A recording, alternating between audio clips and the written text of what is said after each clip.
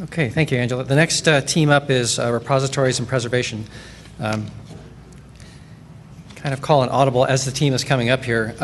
For the benefit of our viewing audience today, if the speaker could introduce themselves and then also just pass this handheld mic down the row and the team members can quickly say who they are as well. Just a lot of faces to the people out there that don't have a paper in front of them. Whatever. I'll just quickly, I'm going to take 3 minutes of your time to read who the people were. That was presenting was Angela Cochran, Director of Journals at the American Society of Civil Engineers. For the embargoes group, presenting was Glenorchy Campbell, Managing Director of the British Medical Journals of North America. Presenting for the Impact Factors group was Robin Champeau, Scholarly Communication Library at the Oregon Health Sciences and Oregon Health and Science University. Is that it? Impact factors, embargoes, peer review? Okay, thanks. If you could pass this down. Sure. Thanks, Glenn. My name is Robert Cardellano. I'm from Columbia University. So, Brooks Hansen, Director of Publications, American Geophysical Union. Joyce Backus, National Library of Medicine. Richard Ovenden, Bodleian Libraries, University of Oxford. Rita Sheeman, American Physiological Society. Agathe Gebert, Leibniz Institute for the Social Sciences. Marianne Martone, UCSD, Force 11 and Hypotheses. Sarah Pritchard, Dean of Libraries, Northwestern University. Sarah Mahalik, University Librarian, UNC Chapel Hill. Okay, thank you. So we are the Repository and Preservation Workgroup. As we spoke over the past few days, we actually thought that since repositories are all about access, we recast ourselves as the Access and Preservation Workgroup. I'd like to talk through a few of our main areas and findings that we've had over the past few days. First, we identified this concept of a cacophony of lenses. And as many of you have done, we put up the sticky notes up on the whiteboard, identified a number of issues and perspectives because we represent different communities here. And our work group was really a microcosm of the larger challenge of pulling together folks from libraries, scholarly societies, researchers, repository managers, communities of various types and kinds, publishers across the spectrum. From this cacophony of lenses, we identified a number of challenges, not the least of which are unclear roles for our stakeholders, challenges related to infrastructure, a need to raise our quality, and of course challenges with funding. So we started with, let's see what we can come up with as a consensus. What can we learn? And let me just switch over to the next slide. We identified many challenges, and we then started to look at definitions. And we focused on three definitions. The first was, what do we mean by preservation? What are the objects of the scholarly record that we wish to preserve? And what are repositories? So the idea of a preservation concept really is a function. It's a function that helps to protect these objects to ensure the integrity and accessibility over time for future use.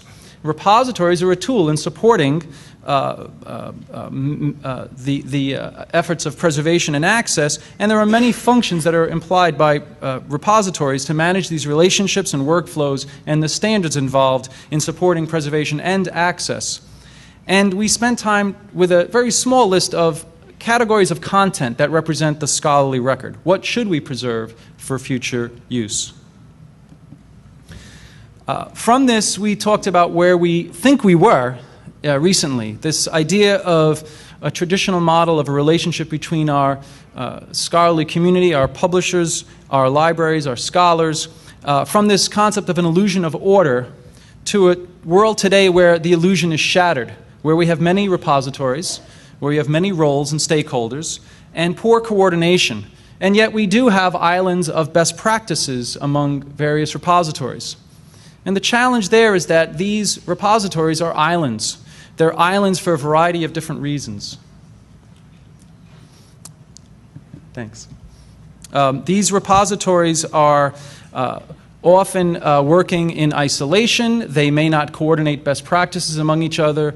There may be different challenges. And as a result, we might find that there could be failures. There could be technological failures. There could be financial and funding issues that could lead to failure and organizational failure.